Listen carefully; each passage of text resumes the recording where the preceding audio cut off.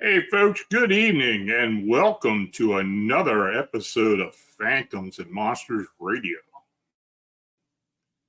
I want to thank you all for joining me, and I want to welcome new members to the channel as well as first timers in the chat. So, I'm going to start off with the show with a brief account. Now, during the current of winged humanoid sightings around Chicagoland and the Lake Michigan region, there have also been reports of other unknown humanoids. Now, this report was received in September of 2017. Hi, I'm a former Chicagoan, and I was on a visit. I stayed a night downtown at the Sofitel Chicago Magnificent Mile on Chestnut Street. Now, during the early evening, I looked out our window from the 30th floor and saw what I at the time assumed was a maintenance man or something on the roof of a shorter building below ours. But it moved too fluently and disappeared too quickly for a man. It was gray and the shape I would describe as a male with no clothes. I'd say it was about 6 foot tall, but there were no unfurled wings. It occurred on Sunday, September 10th, 2017, approximately 7 p.m. local time, and the thought of it hasn't left me. I couldn't see a door or anything that would allow a person to slip out of sight. It was odd to see someone or something on the roof with no rooftop features, just outdoor seating, window washing equipment, construction, etc. That would easily explain why a person would be on a high-rise roof. So I told myself it was nothing and forgot about it. But on a whim, I called my friend who'd been with me, and he told me that there had been lots of sightings of winged humanoids in Chicago. I immediately panicked a bit, and I must tell you, I'm very scared of things like this. I hope it doesn't mean any harm to me or anyone else. Luckily, I live in Nashville. Well, these things vindictive. I'm a humble tarot reader, but I don't want to cause trouble. Now, I ask you, the audience, what are people observing? Not only in Chicago, but worldwide. Are these things earthbound, extraterrestrial, or a continuing enigma that we fail to understand? I believe that I have put together an interesting group of humanoid reports that defy most rational explanations. So let's get started and try to figure out some of these answers together.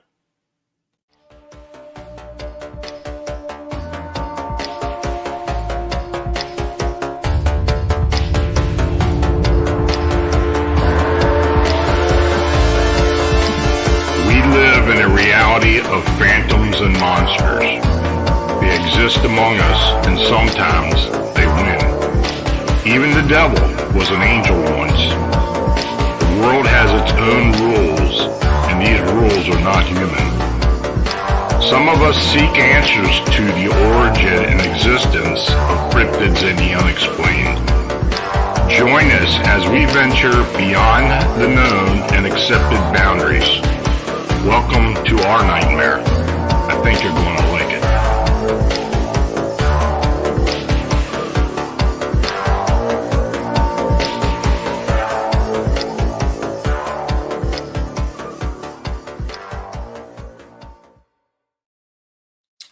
So before I go any further, I want to mention that this channel is made possible by you clicking on subscribe and like buttons and by you sharing our programming. Super chat and super thanks donations are always appreciated. You can click the dollar icon located below the chat box. The Buy Me a Coffee link is also shown below. So thanks for your considerations. Now, your comments are always welcome. Tell me what you found interesting in the presentation in your comments, or make suggestions for upcoming shows. Again, I want to thank our chat moderators, Bernadette, Marla, Thomas, Mike, and Patina for their commitment to me and the channel. Now, if you're in the chat and you have questions, please use all caps, and I'll try to get to each one after the presentation. So we're talking creepy humanoids. In this first account, a Brazilian boy and his family are on vacation at the beach. Now, one night, the child makes his way to another beach looking for his mother. What he finds is beyond belief. He states, "It was the third day of February 2012 in the Brazilian state of Rio Grande. My sisters, my mother, and I went to have some fun on a beach very far from our home. Our mother had rented the house of a friend for a few days, which we used while going to and coming back from the beach. It was one of those very dirty beaches where trash was dumped all around and not that many people were going to it. But for us, it was very fun. I even remember joking with my sister that there are probably sharks on this beach. It was hot too, and I have the skin of a vampire, so after a few days on the beach, I was looking like Mr. Krabs. And I had to stay in the house while they were out having fun, which for me was okay. I'm kind of introverted anyway. So one day, my mother and my sister, except for the youngest one, all had to go to some specific place. One went to color their nails and the other went to have a massage. Two decided to go back to the beach, and my mom was going to go to a club with her friends. Now, my young sis went to sleep, and basically it was just me in this 2-floor house, which was way bigger than the home I was raised in. The place was kind of creepy, and it did not help that the moon that night was full. I was a young, stupid child who was scared by the creepy night and full of energy. So I jumped over the fence of our house by climbing over it. My thoughts at the time were stupid. I was going to look for my mom. I did that without thinking about stuff like the possibility of me getting kidnapped or killed by some robber. This is Brazil, after all. Street crime is high as hell here. Anyway, I walked a little bit around town, but then realized I was lost. I was utterly overwhelmed by the same modern buildings, and I had no idea where I was. I also had no idea where my mom was. I knew where she went, but I did not know where that was. Now, after the fear of being lost fully took over, I decided to give up and go back to the house. But I didn't know where the house was, so I walked around. There were very few people at night, and I was just too anxiety-filled to ask any who I saw for directions. Eventually, the road mixed with this path of dirt. It kind of looked like the path in front of the house, so I thought I was going in the right direction. So I walked and found a beach, but not the beach where I went with my sisters, but a beach. But little me did not know that. So I ran to the beach because I thought I could find two of my sisters there, and they would bring me back home. However, they were not at the beach, but something else was. Now, this beach had those rocks leading up to outside the water, those spike rocks that normally sink ships. One of them was all the way into the sand. I could see something moving beside it from the corner of my vision, so I just looked at the rock. Then something came out from beside the rock. This thing seemed to be the size of an adult man to me. It stood straight. It had legs and feet, but it wasn't human. And the biggest proof was the left arm. Centipedes, those black things with 100 legs? His left arm was like that. The thing extended to the ground, and it moved like it had a life of its own.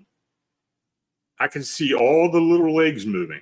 The whole body was weird, not just the centipede arm. That green guy from Nightmare Before Christmas? This guy was kind of like that, but made of skin with an egg-shaped head. I don't know what this man did after he saw me, because after seeing him in the clear moonlight with the ocean backdrop, I was terrified and I just straight out bolted. I ran away as far as I could from that beach without looking back. Eventually, while running in the path of dirt, one of my sisters found me. It looked like they had been looking for me for a while. And once I got to the house, I got scolded by my mother, who was angry as the devil with me for running away. She thought I would get kidnapped or something. Now, I did tell this story to my sisters. Obviously, they found it to be unbelievable. In fact, the only one that believes in it is the youngest, and she believes in all that witchcraft stuff. So I guess her belief is already wonky. But to be clear to you, I don't believe in the supernatural, like werewolves, Bigfoot, Greys, and all that. I think all of it is a conspiracy theory and stupid beliefs based on zero proof. But to this day, I believe that man thing to be real. The memory still is very vivid in my mind. Now, this next account, a Mexican teen retells the stories that he was told by friends and family about the legendary lizard man of Amica, Jalisco, Mexico, and the drowning deaths associated with it.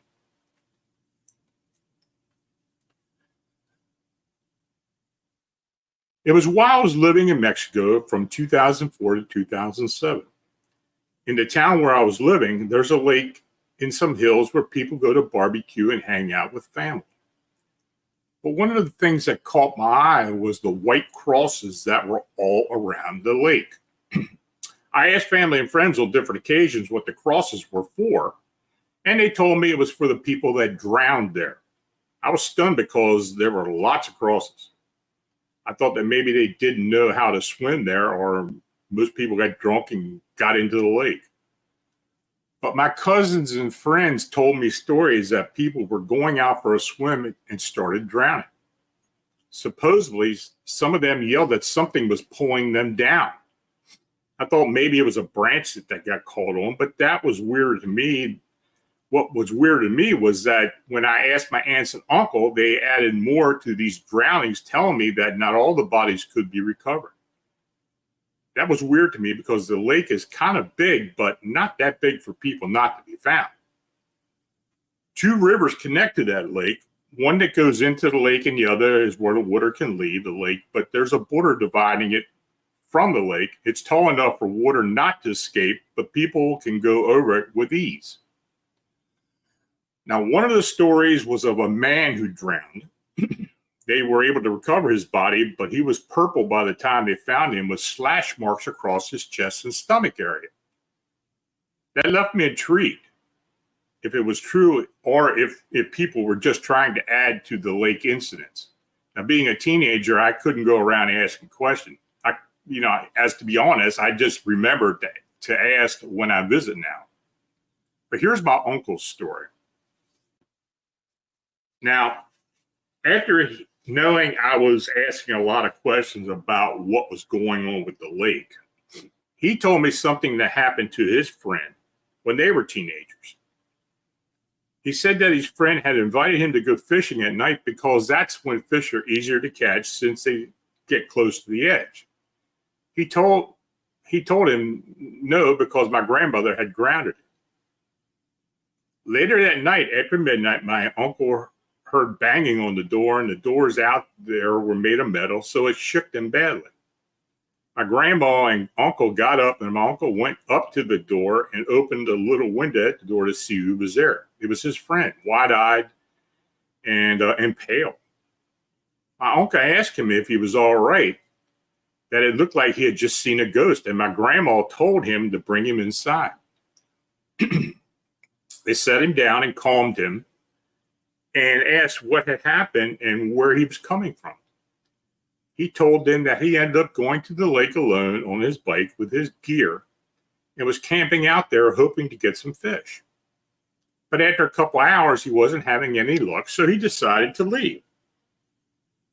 He was on the other side of the lake, so he had to go around. It's a bright night, so he was able to see the dirt road. He was going around the lake when he saw something coming out from the other side where he was going, but he didn't pay that much attention to it, thinking it was a turtle or a big iguana that roam around these parts. They grow like 3 foot long and are dark instead of green. So he was riding along, looking over to see this thing coming out on all fours.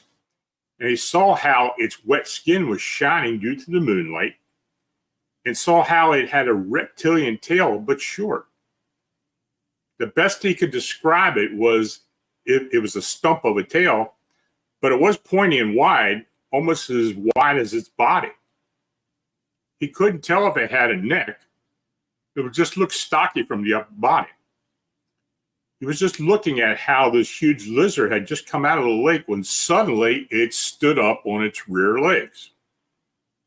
That's when he got really scared, because he was able to tell that it was big. He estimated it was 2 meters tall, maybe 6.5 foot. He made a noise and this thing turned around and looked at him. It had big red eyes. To be able to tell that they were red from his distance, he knew they were big. And he was like 20 meters away. He started pedaling hard with all his fear, because to the top it off, the creature was downhill from the only road that led him out of the lake. And it was just staring at him, following with a stare. As soon as he was parallel to the creature, he gunned it down the road and didn't look back at all until he got to my grandma's house, which was closer to his house, just 5 minutes away from the lake on the bike.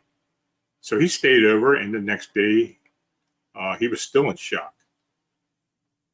Now, the witness tells me, I came across this legend a few months after my uncle told me his story, and left me stunned because it was too much of a coincidence with everything I had heard by then. The legend takes place in Ameca, Jalisco, Mexico. It's about a fisherman named Lucio who was struggling to provide for his family and made a deal with the devil. He found gold soon after, but got paranoid with time and thought his family was just with him for the gold. Since the day he had made the deal, he was always carrying around a snake. So one day he took his gold and snake, and the people in town saw him jump over a bridge into the river and never saw him again. The legend goes on that he transformed into a lizard-like monster with big scaly skin, big yellow eyes, small tail, and he is the cause of the people drowning in the river and the waters that connect the town's rivers. The town I was living in is only 30 miles away from there. So that's an interesting legend along with the story. But I did look it up, and yeah, it is actually something that people did not know about down there. I had never heard of before. Now, this next account, 2 teen boys are chasing down rumors of Satan worshipers in rural Georgia when they encountered something quite unexpected. Hi, I came across your website and wanted to know if anyone had ever seen a creature that resembles Yoda from Star Wars. I know it sounds silly, but about 20 years ago, my friend and I decided to drive out to an area, Highway 27, Hamilton Road from Columbus, Georgia toward Hamilton. We were 2 dumb teenagers at the time who heard a rumor there was Satan worshipers out in the woods. Now, as teenagers do, we decided to investigate it for laughs and have fun scaring ourselves. We turned down dirt road and followed it for a while until we wound up driving into a large open grass field. It was very dark out that night and quiet. Now, while we did not see any Satan worshipers, I decided to try and scare my friends sitting in the passenger seat by placing my car in park in the big open field and turned off my headlights for only about 10 to 15 seconds, which put us in complete darkness. We couldn't even see each other, let alone anything outside the car around us. I then turned on the headlights, and the car was still running the whole time. And when we looked forward, there standing in front of my car, almost touching the front bumper, was a creature to this day we cannot explain. The creature was about 6 foot tall and had 2 legs, but not human feet. They were bent like an animal's hind legs. From the waist up, he literally looked like Yoda. Grayish light green in color, strange long ears, somewhat flat but scrunched up face, big round eyes which looked at both of us. The eyes were on the front of the face, not on the side. It was not a deer or any other normal animal of the woods. I don't remember seeing arms, but they appeared to have 2 little short skinny arms in the front, but I can't be certain. It only stood there for like 5 seconds and turned around and quickly went away into the night. It didn't have a distinct run, walk, or jump. It was somewhere in the middle of a run, jump, hop, glide kind of movement when it hurried away. Even that was not a normal movement of any person or animal. Now, naturally, my friend and I screamed, and I threw my car in reverse and raced out of there as fast as we could. We never went back to search for another sighting, as one time was enough for us, but I am interested to know if anyone else has experienced the same.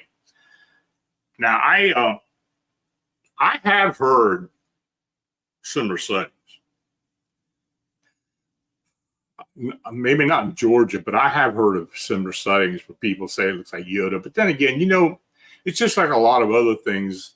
People kind of use pop culture to kind of explain or describe something they see. So I don't know what other people are seeing, but apparently that's what these guys thought they saw. So this next county, Phoenix, Arizona man is out in the nearby desert late at night. As he sat in his truck, a tall, skinny insectoid walked up to him. Later, the incident details becomes very strange. It's 2015, and I was in the Southwest USA outside of Phoenix, Arizona, desert camping. It was about 2 a.m., and I was still in the truck cab eating pistachios and tossing the shells out of the open window. I was watching a huge full moon behind me at about 2 o'clock in the sky. I was watching it in the rearview mirror. The moon was so bright I could read by its light. All at once, a tall being walked about 6 foot behind my truck and stopped. I turned around and looked out the open back window. It was about 8 foot tall, very skinny with long arms with elbows below its waist area, a foot long, skinny neck, an oval head that had what looked like a 4-foot beard or tube hanging from the lower face. I couldn't make out the feet or hands. It was walking like it was struggling, like if you walk in a swimming pool with the resistance of the water. As it stopped, it barely moved its shoulders, but that freakish long neck turned a big head at me. I don't know if it saw me in the truck. I froze. It then turned its head forward and continued walking. It was bizarrely thin, like an insect. I got scared thinking it's so thin, it's hungry. I took off after it, passed by the truck, camping equipment in the back of my truck flying to the side of the road as I drove. So I went back 4 months later in the daylight. I found a pile of pistachio shells, so I knew I was in the exact spot where I had been. I saw nothing unusual. I drove around a bit. It was a nice day, and I found a place that looked like a good hiking spot. As I got out of the truck, maybe about 3 in the afternoon, I heard diesel engines struggling to dig, like backhoes, earth movers, dump trucks, dumping a load and banging the scooper to unload all the dirt. Trucks backing up with the beep beep sound, but there was nothing around. I was in the middle of nowhere, on a dirt road, so with no other cars around for miles. I couldn't figure out where the digging noise was coming from, but wondered. I got on my hands and knees and looked to the ground and listened to the ground. It was coming from under the desert landscape. I was standing there. Where the digging was coming from. Now, as I stood up, I saw 2 very shiny white pickup trucks facing the front of my truck, onyx black windows. They were so shiny the sun reflected on them hurt my eyes. Driving in the desert, piles of dust would be up on the truck. These looked like they had just come out of the showroom. I got scared. I guess they saw me listening to the ground. I suppose I wasn't supposed to hear that sound. As I got back to my truck, I saw 2 more white trucks, the same, behind me, facing me. I drove off looking to see if they were following me, but they weren't. Now, as I got to the nearest road, my heart sank as there were 2 more of the same trucks waiting for me at the intersection, facing each other, so whichever way I was going, one truck would be right behind me. As I got on the road, the truck behind me followed me right up on my bumper. I was going 90 miles an hour, and the truck was right behind me, and the other truck then was trying to pass me. I was swerving 2 lanes to keep it from passing me. I came up to an exit to some buildings, decided to give it a shot, and exited. At the same time, the 2 trucks slowed down, made a U-turn, and went back. I continued to note how shiny the 2 trucks were. My eyes were hurting from the sun reflecting on them. The one behind me kept upright on my bumper, and the other sped to overtake me, but slowed when I swerved both lanes. They could have taken me into the desert and no one would have found me or my truck, but they didn't. Did they want to kill me on the road? I don't know, but I was terrified to go home thinking that they'd be there, but I never saw them again and never went back. Now, my thought is that I discovered a government installation being built, maybe for national security. So I kept that location to myself. It might be very important to keep their location unknown. My other thought, why chase me when this giant insect-like being was walking around a few months prior, about 4 miles from where I heard the digging sound? Is that location ET, human, government? I'm still scared stiff. Not talked about it in all the time lately, till lately. I reported my 2 sightings to MUFON. I did not tell them about the site where the digging was going on, but I'm very curious what's going on out there, but I won't return. So this next account, a guy and his buddy are moving into a new place. They later notice a girl standing in the yard next door, but soon realize that she has black eyes. Then something occurs that totally freaks them out. My story is from 1988. I was just moving out of the house for the first time. I moved to Crestline, California with a couple of buddies. Now this story involves my buddy Nate and myself. He was helping me move into my room, and by then we moved most of my things, and it was the end of the night, probably around 10 p.m. My room faced the back of a slope of a hill. Right above the hill was another house, and there were no fences, so neighbors and the kids, I noticed throughout the day, were playing and just going through the yard. You know, no big deal. When my buddy and I were in the room, we looked out the window and we saw a couple kids. Now, it was late at that time and very dark. The kids were just playing around, having a good time. I go and get another beer for Nate, and when I come back, he says, the kids went away. And there was just one girl left. It's kind of weird. We're looking, trying to see if she was okay because she was just standing there, kind of just facing, I guess, east. When she started moving slowly, and we noticed that, I don't know if it was the moonlight or what, but her skin started becoming paler. Yeah, it was weird. She was dressed in normal clothes. Just at that time, she started to put her head up and started looking around. We didn't say anything because we were already freaked out, but then she looked at us and her eyes were all black. Then maybe a couple seconds later, it was almost reddish black. Really weird. That freaked us out, and we slammed the window shut and put the blinds over it. And as we just peeked through the window to see what was there, it was almost like it was like a skinwalker. But it was almost like a creature, something out of the Men in Black movie. It was all quiet, but it wasn't a girl anymore. It was almost like a human-like body, but the arms and legs were almost double jointed. And it was walking and very much like a crab. It was very weird, you know. At that point, I was just screaming like crazy.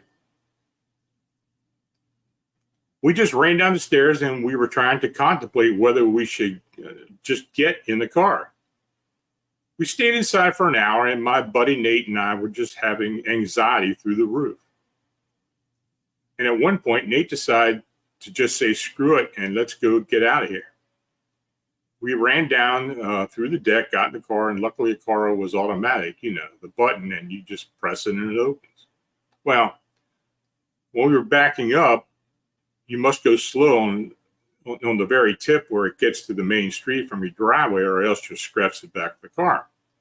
But at that point, we were going too fast. We went backward too fast, and when it hit the bottom of the tow hitch, it was so fast that the truck went back on it, and the front end went up, and we were vertical basically for almost 30 seconds, freaking out. I kid you not. At that point, I was able to use my body weight to push the car forward. And when it went down forward, we looked down, and there was the creature right in front of us. We were just cold. It was humanoid, almost a human body with no hair, but it was just pale creature, almost like an insect. But its arms and legs were both disjointed. It's the craziest thing. It was exactly what a praying mantis looks like, the arms and the legs.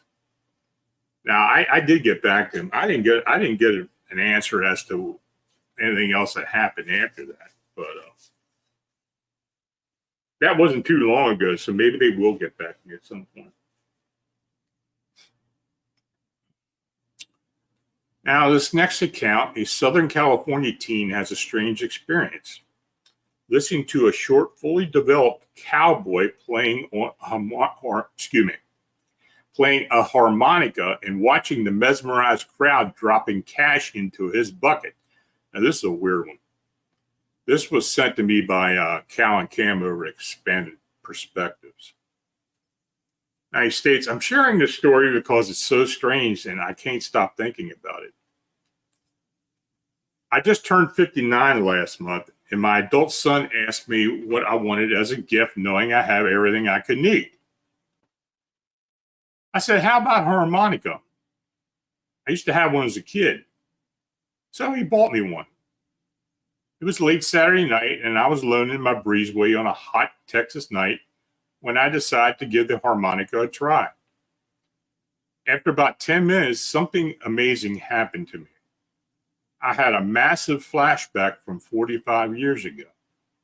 The memory was immediately followed by the uncontrollable wave of hair-tingling joy. This memory was from back in the late 1970s when I was around 13 years old living in Southern California. So this is the story. I was the youngest of three wild teenage boys. Back then, my brothers only really tolerated my company for my coveted $3 a week allowance that I lived for. This is back in the days when gas was 67 cents a gallon. So with a tank full of gas, we would cruise all around the outlying cities for adventure. $1 got me in the back seat hanging out with the older, cooler kids.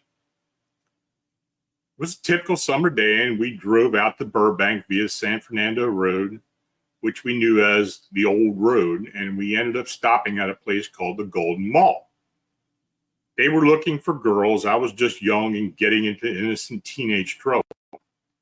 Now, this mall was an outdoor type of mall with fountains and an odd mix of businesses.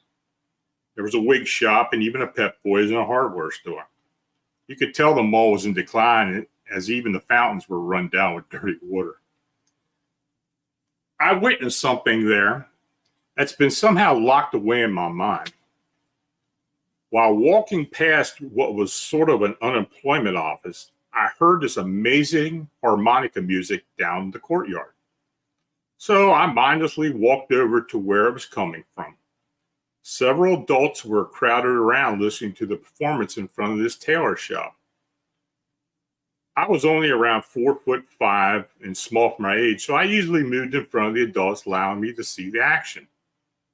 This harmonica music was unlike anything I'd ever heard before. It sounded totally impossible to my ears. He created train sounds and animal calls, all kinds mixed with melodies that sounded like two harmonicas playing in unison. But what completely stunned me was that when I saw the musician, he was dressed in fine Western clothing, including a pearl button shirt, spurred boots, and a tan cowboy hat. This cowboy musician was only 3 foot tall. His cowboy outfit was proportioned to his size in every detail. I could not take my eyes off of him. Everything about him was impeccable. He was not a boy, dwarf. He was a miniature full-grown man in his late 50s at least. Now, off to his side was a chair holding a tin bucket full of cash. As I stood there absorbed in his performance, I noticed every person within earshot was walking over, dropping cash in this bucket. And the tiny cowboy would look at them, and they would just walk on. Over and over and over, the people queued up to tip. My first thought as a child was I needed to learn how to play the harmonica so I'd make some money. The next thing I remember was staring down into the bucket and dropping all my money. When I looked up, his eyes locked directly onto mine. I remember thinking that's all I had as I heard the clang of my coins, and he smiled and winked at me. His eyes were glacier blue. He had the most beautiful smiling face I'd ever seen in my life. That's where the memory ends. The rest of the day is blank. No memory of leaving, driving home, nothing. However, now I can't stop seeing his face and smiling at his memory. After writing this down, I called my brother, and he remembers riding around that day, but he doesn't remember anything. In all my life, I can't recall ever seeing a street performer making money like that. I'm starting to suspect that it was no ordinary encounter after hearing about other people's encounters with strange street performers. The amazing music, the never-ending tips rolling in uncontrollably giving away all my money, and the hypnotizing wink from 45 years ago, I think I was charmed by Faye. I suspect this sort of encounter happens more often than we realize. I'd love to hear from anyone else who had witnessed this event, but I know that it's a slim chance under the circumstances. And quite frankly, when I posted, I haven't received anything from anybody. So I don't know if anybody knows anything about it. If you do, and you're listening to this, please contact me. I'd like to know what really happened with this tiny cowboy. In a sex account, a man and his girlfriend are traveling through southwest Alabama when they suddenly observe a bizarre humanoid figure with a goat head on the highway shoulder. The witness states, if anyone has ever driven to Alabama, then you know it can be a creepy state to drive through. I'm not sure where to start. I have had a few experiences with the paranormal, but this is my only cryptid experience. I'm not sure what we witnessed, but we got a good look at it in broad daylight. The sighting happened just before noon. Now, my girlfriend and I had some time off from work, so we decided on a much-needed getaway for our long weekend. This was early winter 2020, and so it was pretty darn cold. If you know anything about the U.S. South, it doesn't get that cold. This was one of those rare days when it was in 30 or 40 degree Fahrenheit range. I'm just trying to compile all the events surrounding the sightings, so bear with me here. Now, we were on a highway in a swampy area. I have no idea the exact location, but I can say it was southern Alabama and close to Mississippi. There were lots of bridges. I wish we had gotten pics, but the car was moving around 60 miles an hour when it happened. My girlfriend cries out to look. I turn my head to glimpse a grotesque creature. This thing was hunched down on all fours, possibly eating something. This all happened so fast, but I slowed down to get a better look. Suddenly, the thing stands on two legs and has a humanoid figure, all except the head. The head was goat-like, but it had a body of a man. Now, there were horns, and overall, the head area resembled a light-colored goat. The creature started back towards the woods, and we continued with our trip. But we couldn't stop talking about it, what we had just witnessed.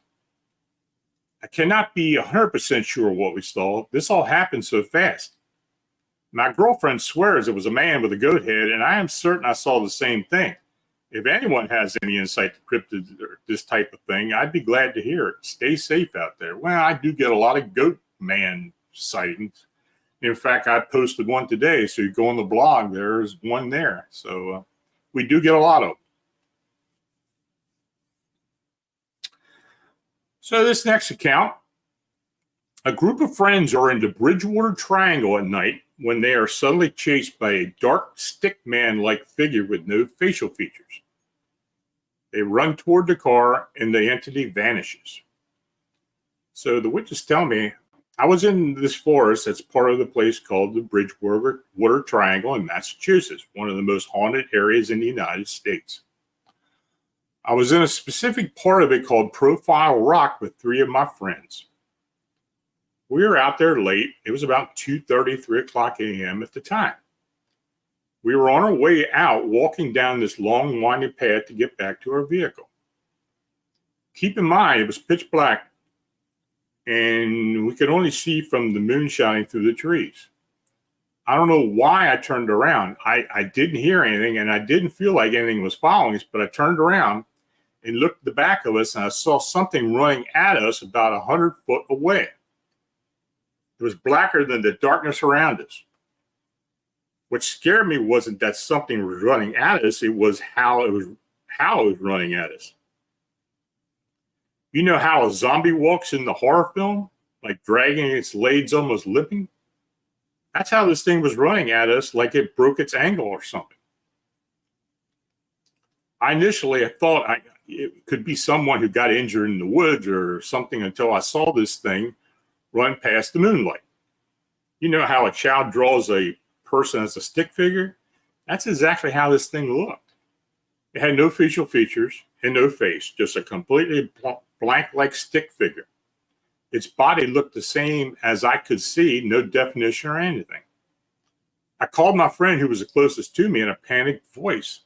He glanced in the direction I was looking, which was now the moonlit area, and I could tell his facial expression that I wasn't seeing things. We both took a flight and started running. My other 2 friends were up ahead and shot around and asked what was wrong, to which I replied, "Just run." I didn't look back once until we were right near our car. It was gone, like it had never been there. But then it would have certainly been on top of us. I'll never know exactly what it was, but I did Google Black Stick Man sightings and was horrified to find out that multiple people all over the world have seen something like this. Sometimes the unknown is better just left unknown. So this is the last account. If you've got questions, go ahead and start posting them in the chat. A teen boy encounters a giant bat-shaped man in his bedroom. During the second encounter, the being tells the boy that he is his real father. His mother refused to confirm or deny the claim. He writes me, I grew up in the Finger Lakes region in New York. I had an encounter when I was 13 years old while lying in my bed and by my window. The windows suddenly opened and this terrifying creature crawled in. I immediately hid under my blanket, held my breath, and urinated on the bed because I was so afraid. I slowly looked over the blanket and saw this giant bat-shaped man with claws on each foot. He had large black membrane wings wrapped around him. The head was all black and it was shiny, almost illuminated with the aura around it. I quickly went under my covers and stayed there. Nothing happened. I didn't hear anything. I immediately told my mother how sorry I was for the bed, and she insisted that it was my imagination. She placed a nightlight near my bed. So a few nights later, I walked into my bedroom after visiting the bathroom. I walked into my room and the same giant bat-shaped man was standing on my bed. I tried to scream but couldn't utter a word. He hopped off the bed, bent down, and looked at me directly in my eyes. I heard a voice, but it was only in my head. It was a male voice that said, "Don't fear me. I'm your father." I had never met my father. He had died before I was born. I must have passed out because I woke up in the morning lying on my bedroom floor. I got up and ran to my mother's bedroom. She wasn't there. I was scared. Did that bat-shaped man take her? She eventually came home about 30 minutes later after going to the grocery store. I told her what had happened the night before. She looked shocked, but didn't say a word. I asked the bat-shaped man was my father. She still would not give me an answer. In fact, she never said anything else about it. My mother passed away when I was 16 years old. That was 3 years later. She took her own life. I never got an answer to my question. I'm 43 now with my own family. I wonder if I'd ever learn the truth. But the bat-shaped man never returned. So, folks, you have questions, just put them up in the chat, and I'll see what I can do. I do want to thank Win Nice for the $20 donation. It's much appreciated.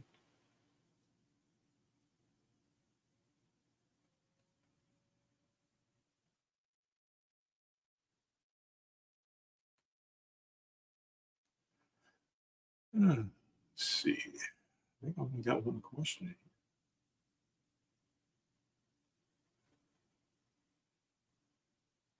Just bear with me. Jan's Roost. Are these goat men seen in any particular region? You know, I've gotten sightings of these things worldwide, quite frankly, though, like most other cryptids, it's mostly in North America and particularly the United States. I mean, we've got a lot of goat man legends here in the U.S.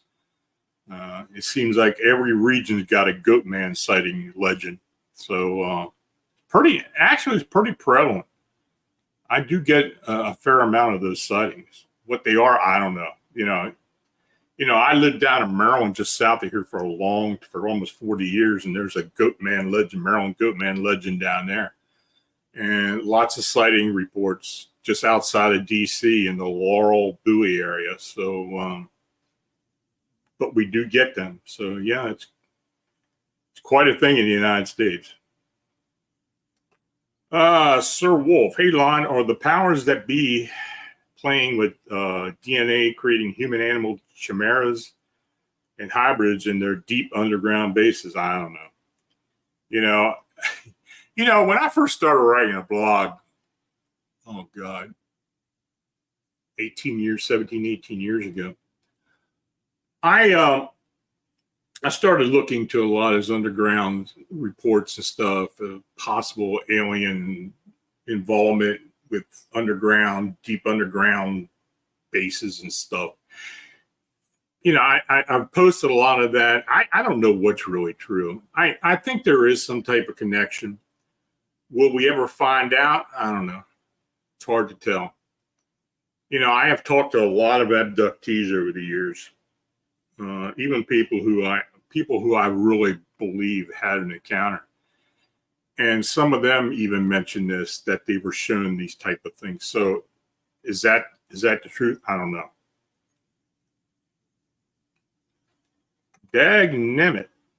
What do you think of the mysterious winged humanoid in Van Meter, Iowa in 1903? Could that have been the Mothman or Jeepers with the bright red spotlight on its head? I think it was a pterosaur. And I think there were two of them, actually. Now, for those who are familiar with that, Chad Lewis, and I talk about Chad a lot, but he writes some very excellent books. Chad wrote about what he called, the title of the book was The Van Meter Visitor. And I have interviewed him many times, and he and I have talked about this. I do believe it was a pterosaur. Now, you know, you might have your own thoughts as to what it was, but that's what I think it was.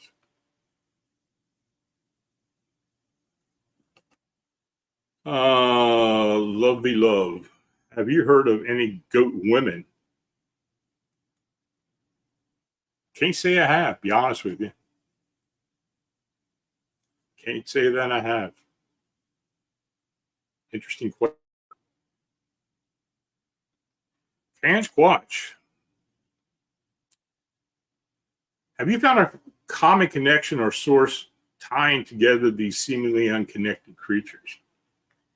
Well, it's just like anything else. I mean, we think there are connections to a degree, but, you know, the paranormal, in cryptids and such. I mean, I think there is a fine line in a connection, but as to actual proof, I don't know.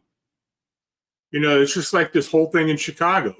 I believe they're interdimensional beings. I think it's tied to something, but quite frankly, even though we've been investigating this thing for,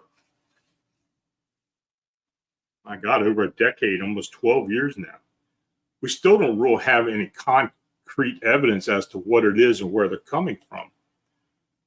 But I think there are connections, but I just don't really know what it is. Robo 1776, are there reported violent attacks by goat men?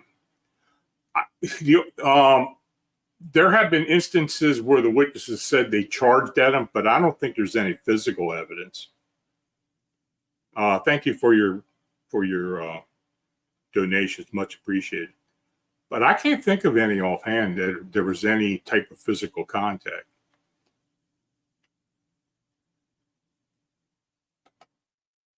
Michael Marines. Hi, Lon. Do you believe that the cryptid sightings are more prevalent now because people are more open-minded, or are there simply more cryptids out there? Oh, I think people are more open-minded. You know, I think cryptids are becoming more mainstream. You're seeing more about it on TV. You got more people investigating, less fearful talking about that, giving their own theories as to what's going on. And when it comes to open-mindedness, I think a lot of researchers like myself who believe that there's something else involved, something paranormal, something supernatural. They're probably not from this planet or from this earth or this plane, that they come from somewhere else. So yeah, I think more and more people are more open-minded, and that's why we hear more about it, and people are less afraid to talk about it. I mean, if you read my blog, you see some of the stuff I get. Dagnabbit, have you written in your blog about melonheads living in the wilderness? I may have years ago. Offhand, I can't remember any. I probably have. Maybe I'll look into that. I know there have been a few. But I'll look. I'll see. Jose Sanchez, but there seems to be less goat man than dog man. Well, yeah, but, you know, the goat man stuff started a long time. I mean, became more mainstream than the dog man did. And I guess maybe more people are seeing dog men or visualizing them or something. I don't know. It's hard to tell what the deal is with that.